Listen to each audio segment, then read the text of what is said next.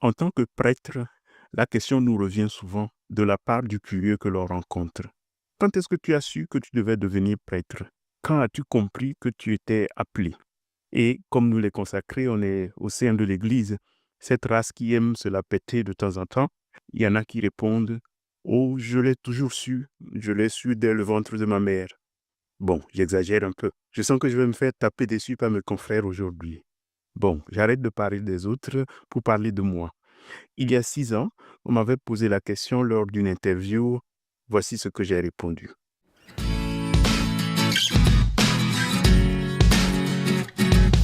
Pour être honnête, je ne peux pas parler d'appel au singulier, parce que je pense que dans ma vie, les appels sont venus nombreux les uns après les autres.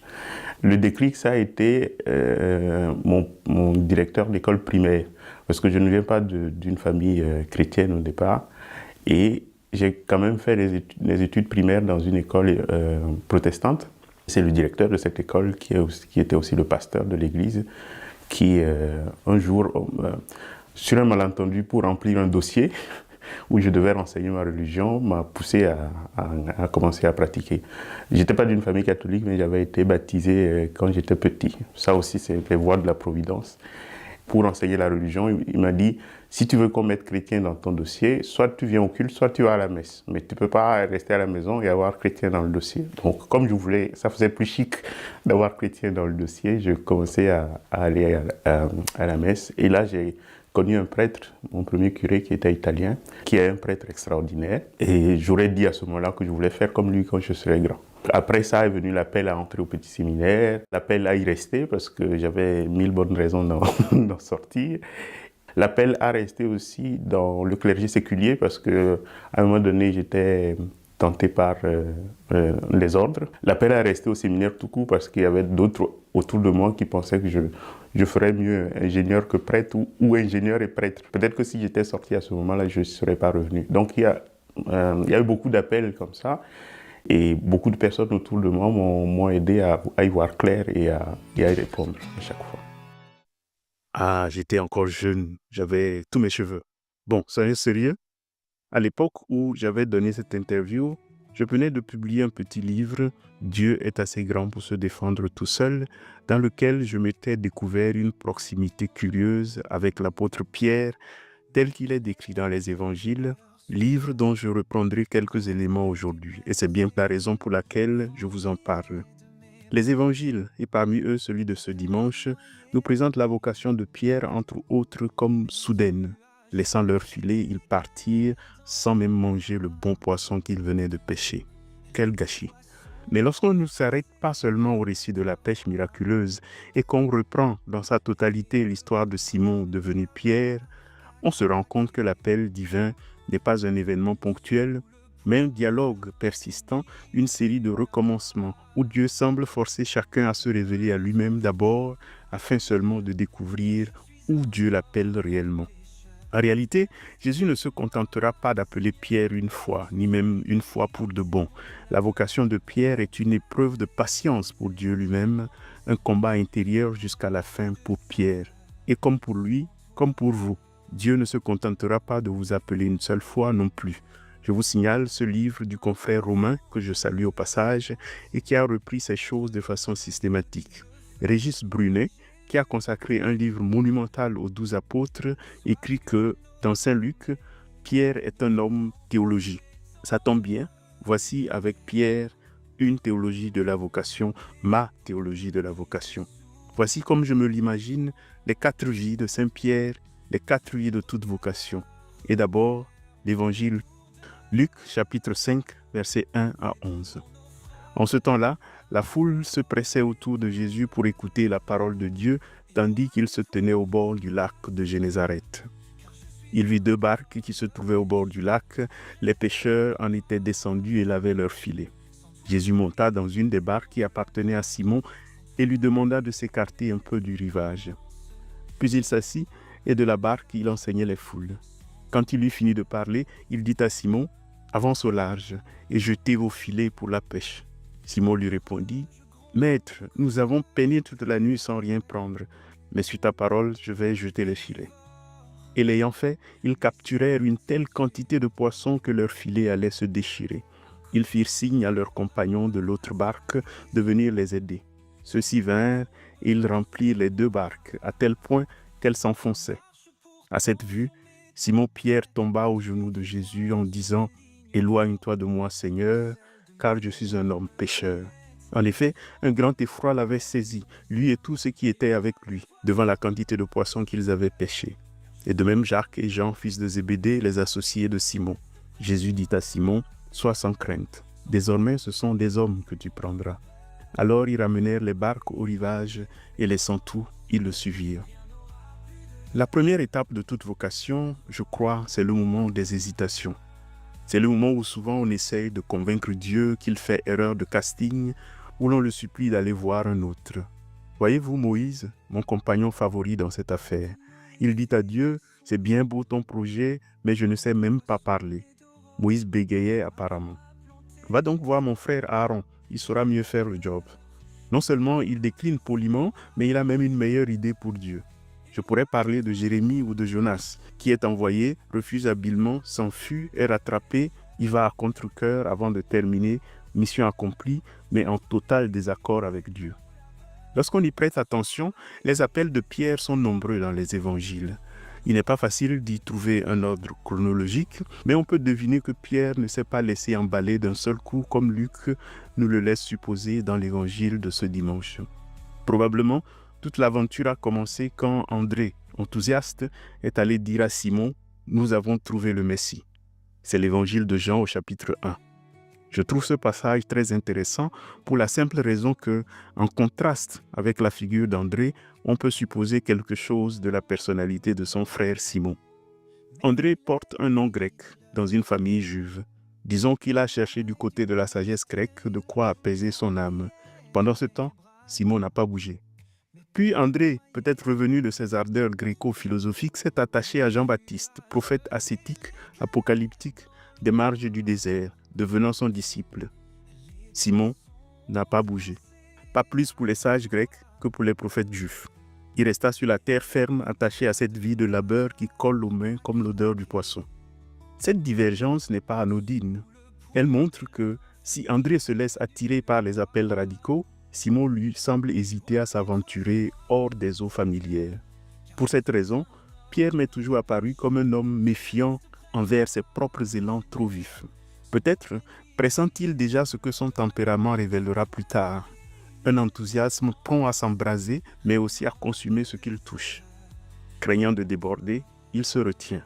Un jour, son frère André revient de nouveau de ses pérégrinations derrière les prophètes et vient littéralement l'embarquer pour aller voir le nouveau prophète en ville, un certain Jésus. Simon y va, écoute, voit, reçoit même un surnom, Pierre, mais visiblement repart vers ses filets. Régis Brunet, que je citais au début, écrit même que le lecteur suspecte ici que ce disciple se fait un peu tirer l'oreille pour venir. Tout compte fait, il semble qu'il est reparti chez lui. Mais je ne pense pas que ce soit par manque d'intérêt. Ce qu'on saura plus tard du tempérament de Pierre me laisse supposer ceci, il se savait trop entier pour suivre à moitié, comme s'il avait pressenti que s'il se laissait prendre au feu de l'appel, il brûlerait tout, y compris lui-même. Comme s'il disait à Jésus, « Hé Jésus, ne viens pas trop près, je suis dangereux. C'est pas parce que je ne t'aime pas, c'est même parce que je t'aime bien, que je ne veux pas venir chez toi avec mes propres embrouilles. » Pierre, c'est du diesel. Il met du temps à démarrer, faut pas le chauffer, mais si tu le chauffes, faut pas chercher à vouloir l'arrêter après. Jésus doit utiliser une autre tactique, redoubler d'imagination, presque un coup d'éclat. Acte 2, la pêche miraculeuse. Même dans l'évangile de Luc, qui est de très loin l'évangile le plus tendre avec Pierre, Luc fait semblant de nous convaincre que la première rencontre entre Pierre et Jésus a eu lieu aujourd'hui au bord du lac. Or, Luc lui-même sait que ce n'est pas vrai. Mais il ne faut pas lui en vouloir. Tous les écrivains ont leurs astuces pour vous faire comprendre ce qu'ils veulent dire.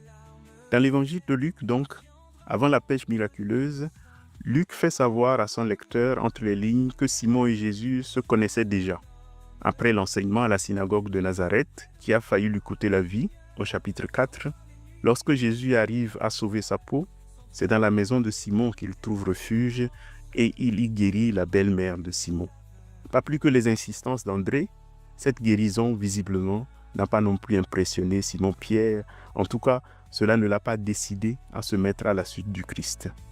Jésus va donc monter d'un deuxième cran et le mettre KO avec la pêche miraculeuse. C'est l'évangile d'aujourd'hui dans toute sa splendeur. Jésus se saisit de Pierre sur le terrain même qu'il maîtrise, le terrain de la pêche, et il le met KO dans son propre donjon. Il ne peut plus fuir. Mais il se connaît aussi très bien. Rappelez-vous, c'est un diesel. Sa réponse à Jésus prend de ce point de vue peut-être une allure toute particulière. Éloigne-toi de moi, Seigneur. Éloigne-toi. Car j'ai bien compris que tout tourne autour de moi, déjà avec ma belle-mère, qui m'avait fait un clin d'œil. Maintenant, tu fais dans la surenchère avec cette pêche sans raison. Seigneur, arrête avec ça. Je me connais. Si tu continues, je vais finir par t'aimer et ma parole, tu ne vas pas aimer ça.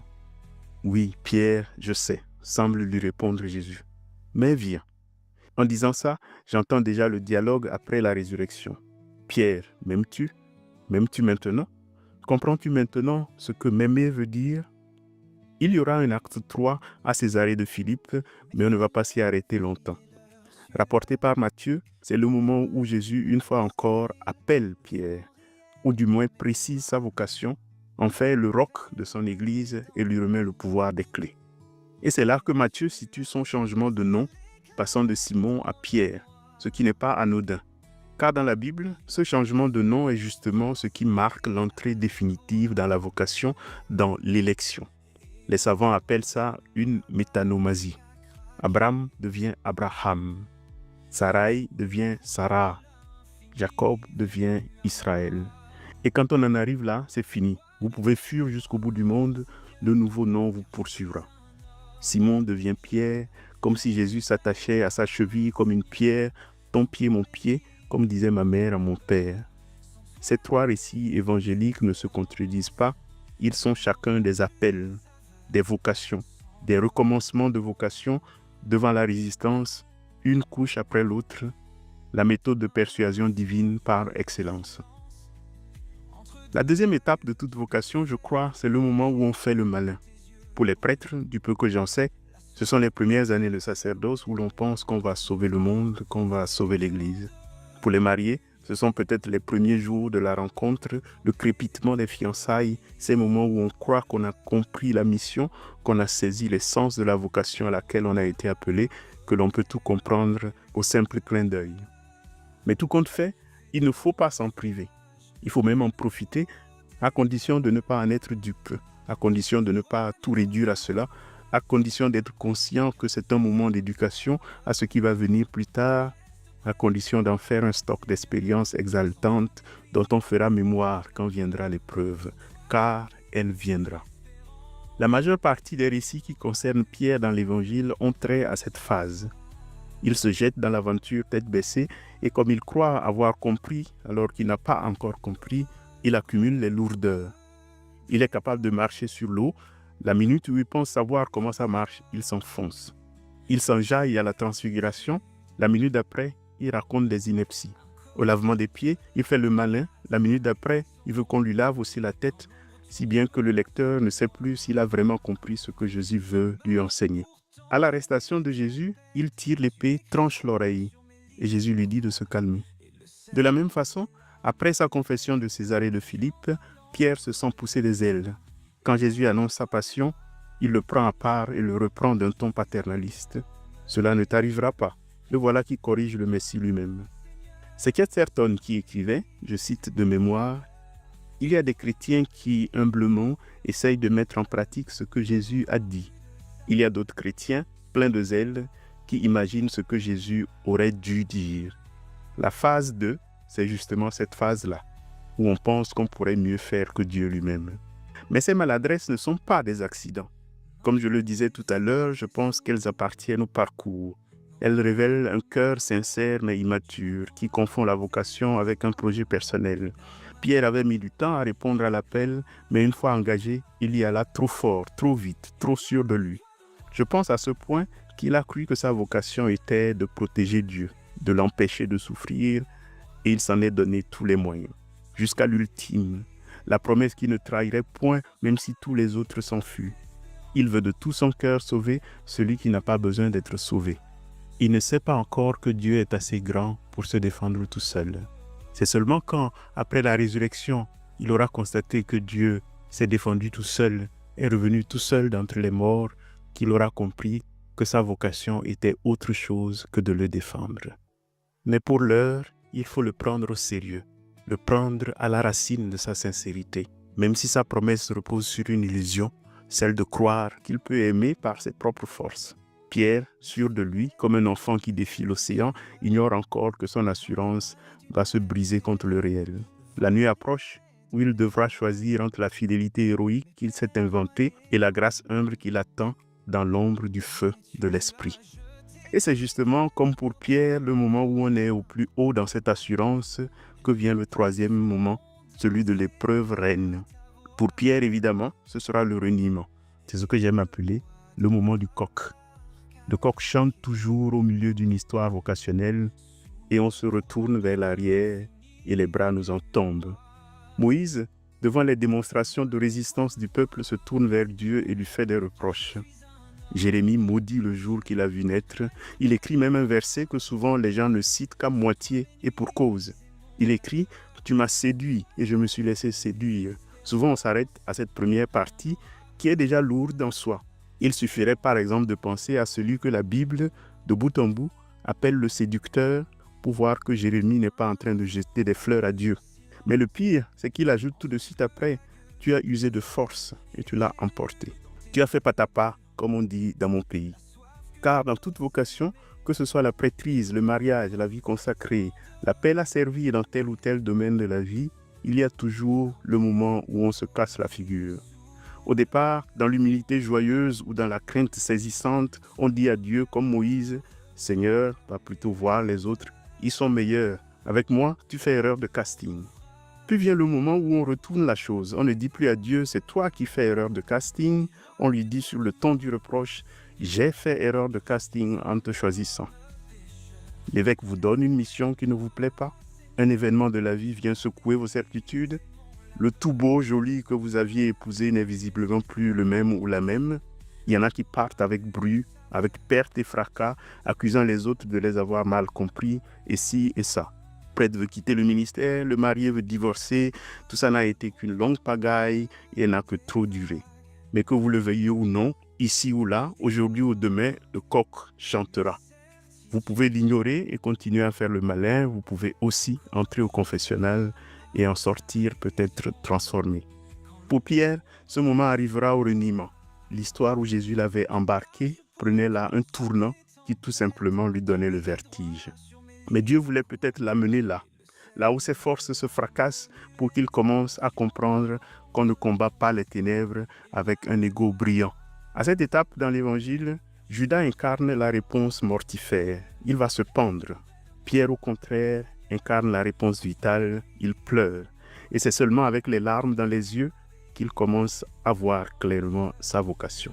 Et peut alors commencer avec la grâce, le quatrième moment où l'on se laisse conduire, où on comprend que l'appel consiste non pas à faire, mais à se laisser faire. Dans le chapitre 12 de la deuxième épître aux Corinthiens, Paul avoue aussi son moment chant de coq. Il se casse la figure à répétition contre ce qu'il appelle une écharde dans la chair. On suppute pour savoir ce que c'était. Moi je dis que ce n'est pas nécessaire de le savoir. Moi je dis simplement, chacun a son chant de coq. Et cette écharde, c'était le chant de coq de Paul à lui. Jusque-là, même lui faisait le malin. Et même quand il en arrive là, il demande au Seigneur de le débarrasser de cette écharde afin de continuer à faire le malin. Mais Dieu lui dit, « Ma grâce te suffit. Quand tu auras accepté ta faiblesse, tu verras ma grâce se déployer. » Alléluia. Et là seulement là, la vocation peut commencer. Moment de révélation où l'on se rend compte que Dieu nous appelle à autre chose. Pas forcément à changer de voie, à se reconvertir comme on dit trop facilement aujourd'hui, mais peut-être simplement à habiter la même chose autrement. Comparez le Pierre du début des Actes des Apôtres au Pierre des Évangiles et vous verrez un autre homme. On dirait que c'est là seulement qu'il est vraiment né à sa véritable vocation. Au regard de cela, la pêche miraculeuse aujourd'hui n'est qu'une introduction. Bref, notre vocation, votre vocation n'est pas finie, achevée, déposée là une fois pour de bon. L'appel à avancer en eau profonde qu'on entend dans l'évangile d'aujourd'hui est un véritable appel à avancer en eau profonde, jusqu'au point où on se noie et qu'il nous relève. Le pêcheur de Galilée incarne tous ceux qui, connaissant leur penchant, répondent à l'appel en bégayant, en disant à Dieu tour à tour et de façon contradictoire « Laisse-moi tranquille, prends-moi, ne me lâche pas ». La vocation n'est pas un choix, mais une capitulation, celle d'un homme ou d'une femme qui finit par accepter que Dieu puisse écrire droit avec ses lignes tordues. Vous comprenez peut-être pourquoi j'aime à lui dire ce que je lui dis, comme Pierre. Tu le sais, Seigneur, c'est à tes risques et périls. Si ça marche, c'est pour toi. Si ça échoue, c'est aussi pour toi. C'est Pierre et Moïse, je crois, qui m'ont inspiré cela. À dimanche. Mes filets vides et leur sueur dans les mailles d'une mer stérile. Le vent riait de mes bras lourds, mes peines noyées dans la nuit. Mais tu as jeté l'éclair dans l'eau noire.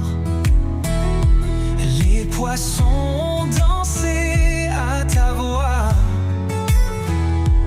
et le bois de ma barque a craqué sous le poids de l'infini venu à moi. Éloigne-toi de moi, Seigneur, car je suis un homme pécheur. Reste près de moi, Seigneur, sans toi mes nuits et mon labeur, sans toi ma vie, mes espérances, rien n'aura plus de saveur sans toi.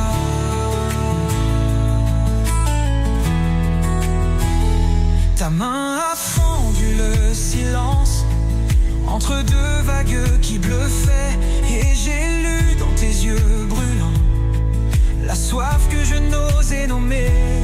Mais comment porter tant de lumière quand mes épaules plient sous le vent? Ton regard repère mes lourdeurs, fait de mon naufrage un nouveau départ. Éloigne-toi de moi, Seigneur, car je suis un homme pécheur. Reste près de moi, Seigneur, sans toi mes nuits et mon labeur, sans toi ma vie, mes espérances, rien n'aura plus de saveur sans toi.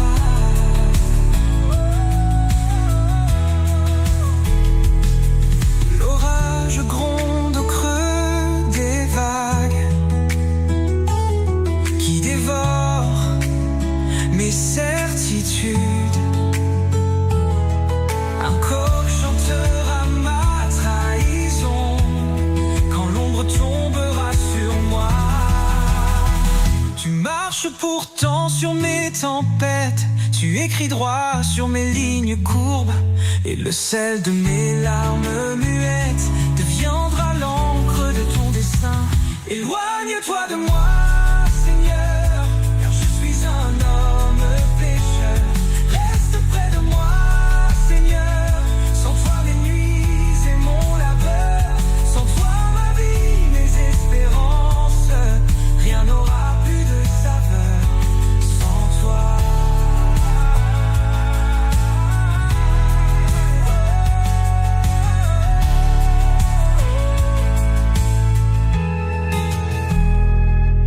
Maintenant les filets sont lourds, non de poissons mais d'aurore. Tu m'apprends à planter l'espoir là où ma peur est ta grâce.